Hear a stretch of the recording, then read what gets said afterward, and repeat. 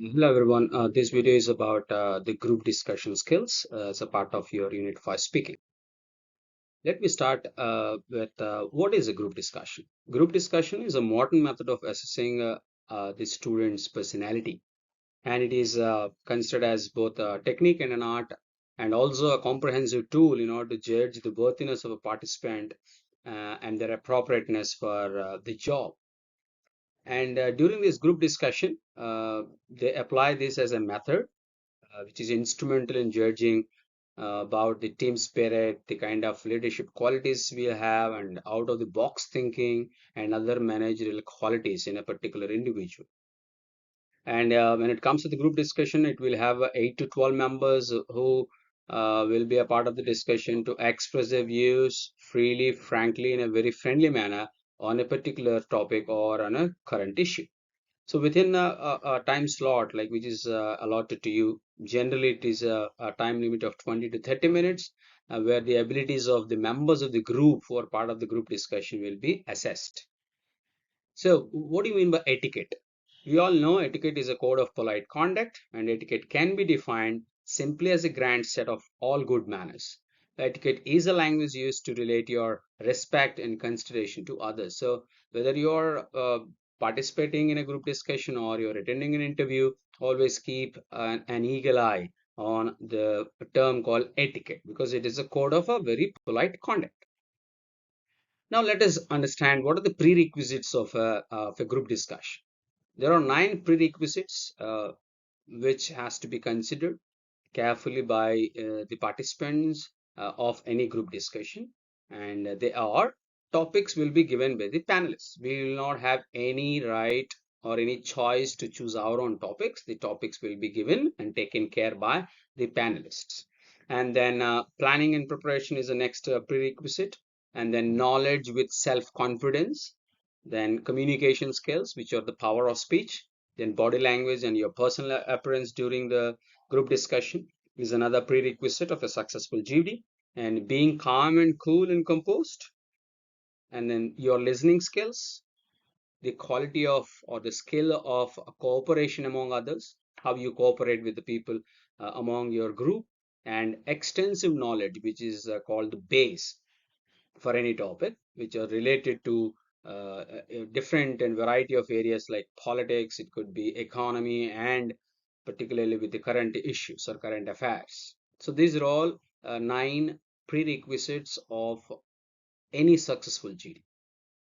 What are the advantages of conducting GD or being a part of a GD process? Number one, it helps you to have a better understanding of the concept or the topic or the subject area. And second one is it stimulates critical thinking. And the third, it helps the group to make decisions consensually. And fourth, it improves your listening skills. Fifth, it increases your confidence in speaking. And sixth, it helps you to understand your strengths and weaknesses being a part of the group discussion. Seventh, it also improves your leadership skills. And finally, it helps to enhance your teamwork skills, which is the need of the hour in the corporate industry. What are the salient features of any group discussion? Any group discussion will have these four salient features. Number one, they wanted to understand how good you are as a public speaker. That means your public speaking skills and your discussion on subject area, on a specific subject area, and then no interference, and your cordiality and expression of thought and your opinions. So these all four, which we call it as a combination of salient features for any group discussion. So when it comes to public speaking, topic may be given to judge in order to understand your public speaking skills. And when it comes to discussion on specific subject, it's all about how you are revolving around a specific subject rather than beating around the bush or deviating from the concept or the subject given to you. And then no interference is another silent feature, because once the topic is given to the discussion for the group members, the evaluator or the judges who is going around or moving around you does not interfere once the topic is announced and the discussion has started.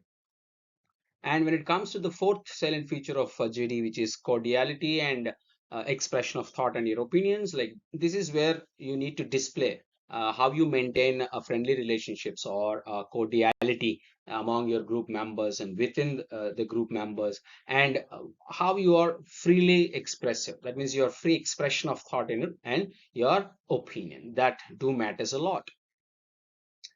And the biggest question in everybody's mind is why the recruiters prefer to have group discussions. So during this check of the competency levels and abilities of the students, you can call it in the college during their fourth year, first semester, second semester, or for those people who are ready enough to getting into the job market, companies wanted to check certain things. And number one in the list is your interactive skills. The second one is your ability to work in teams and how you are flexible. Your flexibility matters, your effective listening skills matters, your leadership qualities will be judged by the people during your group discussions, and then analytical skills and your subject knowledge, your problem solving skills will also be displayed during your group discussions, and your critical thinking skills. And finally, the companies prefer to have GDs in order to understand your attitude towards the job and your confidence levels, which is most important aspect for any successful professional life. Then when it comes to preparation of a GD, how to prepare for a GD? Number one is group speaking preparation. Try to enhance your vocabulary, your lexical competence to enhance your fluency, practice your tone modulation, and try to speak in front of the mirror on some specific topic of your choice. That's how you can prepare the group speaking skills. And second one is content preparation. So try to choose any current affair topic from different perspectives, like your personal, from social life, from political life, from cultural life, or even from academics also. Then third one is listening preparation. So participate in some discussions as an active observer, listen them actively, and try to evolve one's thought process by adding different perspectives. That's how these three areas one must cover to prepare for a successful GD. And how people assess the group discussion. What is the criteria people follow?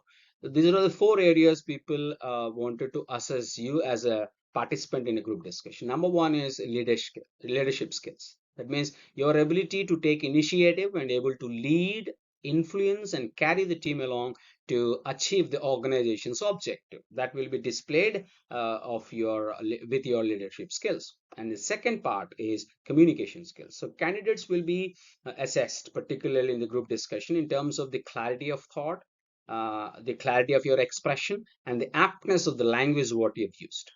And the third one is interpersonal skills. This is something like how you interact and manage the people, which is the most important aspect of any job. That will be displayed with your interpersonal skills. And finally, your persuasion skills. Persuasion skills is nothing but the ability to analyze and persuade the people. How you wanted to convince with your idea, with your viewpoint, is what persuasion is all about. This is what persuasive skills is. So all these leadership skills, communication skills, your interpersonal skills, as well as your personal skills, these are the four important skills people will assess during your group discussion, right? So you need to concentrate much on these four important skill set in order to make a great assessment towards you. And when it comes to the topics, what kind of topics? As earlier in this video, we talk about who will give the topics, and we do not have, as a group participants, we do not have any chance, any choice to pick our own topic. That is the reason we need to understand what different types of GD topics the evaluators may give to us. So if you look at the kinds of topics we can expect, we can divide these kinds of topics into two. One is like topic based, and the other one is a case based. So how the topic based GD topics looks like? They are factual speech topics. They could be controversial issues, or there could be argumentative issues, and sometimes they may give you a topic which looks like an abstract discussion material, like the color blue. So this is like very abstract discussion material. A lot of people do not know how to start, where to start, and what points to be included during the discussion. So these kind of topics are considered as abstract discussion materials or topics. And the second category of the GD topics is case-based topics. Like they may give a case study at the beginning of your discussion, and they ask the group to involved into that case study, which is supposed to be considered as a topic for our discussion. So look at some of the topic-based GDs, like they may ask tiger conservation in India. They may ask about women empowerment, red is white, which is an abstract topic material, digital India initiative, live-in relationships ruining Indian culture, love or money, love marriages and arranged marriages. These are certain topic-based GD topics. When it comes to case study-based, so in a kind of group discussion, people may give you a situation or a problem which will be presented to all the participants, and they're asked to resolve that particular case. Like topics, discussions between an employee and a manager could be presented to the judge in order to understand and come to a decision making, and they also understand how good you are in decision making and what kind of team handling skills you possess, right? And other case based topics generally looks like they may give you an incident like Bhopal gas strategy, or coronavirus deaths and literacy, school dropouts, rainfall, drought areas, and crops, etc. Pandemic effect on world economy or pandemic effect on Indian economy. All this comes under the case study based topics category. And then, what are the techniques one must use to remember points, whether you got a topic based or a case study as a topic for your group discussion? So try to keep these key words which will affect your understanding. Try to pose these questions: when, where, who, what, how. For every topic, you apply this: when it has happened, where it has happened, who is responsible for that one, what is the output of or outcome of that particular incident or that particular topic, how you can present your point of view with a lot of references and examples. So even further, you can give some statistical evidences also for certain particular topics. And then, what is the most successful approach to be followed or used for a successful GD for any topic? So, the successful method one must follow is a spelt approach. And what do you mean by spelt? One must prepare on all these areas. One must prepare on the areas related to social aspects, political aspects, economical things, and legal aspects, as well as technological related aspects. So, if you apply this approach while you're preparing for a group discussion in future, try to apply this approach, which will definitely help you to be a successful contender and a successful participant during any group discussions. And when it comes to the group, because we have seen that a group can be divided into like 8-member group or a 12-member group, sometimes a 10-member group, whatever it is. What type of participants we will figure out to find in a GD? One is initiator, who initiates the discussion. The second type of participant is coordinator, who coordinates the entire discussion. And the third type of participants is the shaper, who shapes the entire discussion process. And there would be another type of participant who is considered as a finisher, who finishes the entire discussion. And there will be a participant who is the leader of that group, who leads right from the initiative level to the finishing level.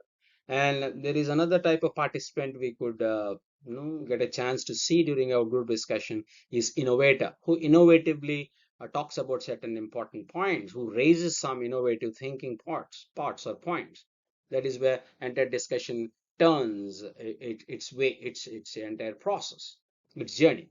And then there would be another type of participant called conflict manager, who actually, if there are two people in the group arguing each other with an intense argument, then these type of participants evolve as a conflict managers, and they try to solve the conflict between the two participants.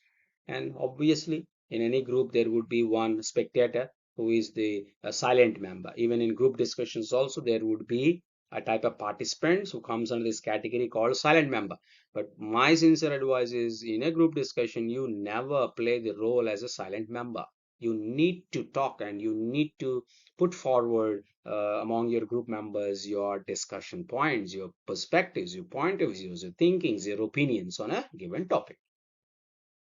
What are the important qualities required for a successful GD? There are a few points you must consider. Number one is be assertive, because an assertive person is direct, he's honest or careful about not hurting others' self-respect. And then be patient listener. Listening to another person is one way of showing appreciation. And use right language. Words can make friends, and right words or the right at the right time make the best results. And be analytical and fact oriented, because it is always necessary to make relevant points which can be supported with facts and analyzed logically during their discussion. And then accept criticism, show leadership ability, praise the argument, never try to bluff with the concept, maximize your participation, never be a spectator, accept someone's point of view and contradicts view if you wish to, and express without hurting others' feelings, and practice with friends on different subjects, which would definitely be helping us to be an active participant during the discussion.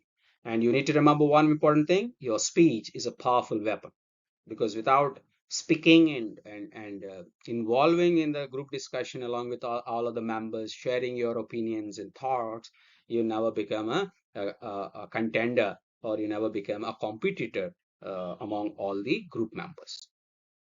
And finally, let us talk about the do's in a GD. Take an initiative. When the topic is announced, stay with the topic, don't deviate, and then think before you speak twice. Make original points and support them by substantial reasoning. Listen to the other participants actively and carefully, because active listening will help us to gain momentum during the discussion. And be polite to the group, be friendly with the people, display your cordiality, and regulate your voice through tone modulation. Don't be monotonous. Try to get your turn, and when you get your turn, you display what concept you have in your mind, what opinion you have in mind, and be always aware of your kinesics, your body movements, because body language is vital during the group discussion. And the don'ts, what you need to avoid in group discussions: do not argue. It's a discussion, not an argument. And don't be nervous or shy, because if you're nervous and shy, it will isolate you from the group discussion. You'll be a spectator. And do not interrupt another participant before his or her arguments are over. Let them complete, and then you take from where they have left. Don't speak in favor or in against completely. Don't change your opinions regularly. Do not make fun of any participant, even if his or her arguments looks funny sometimes.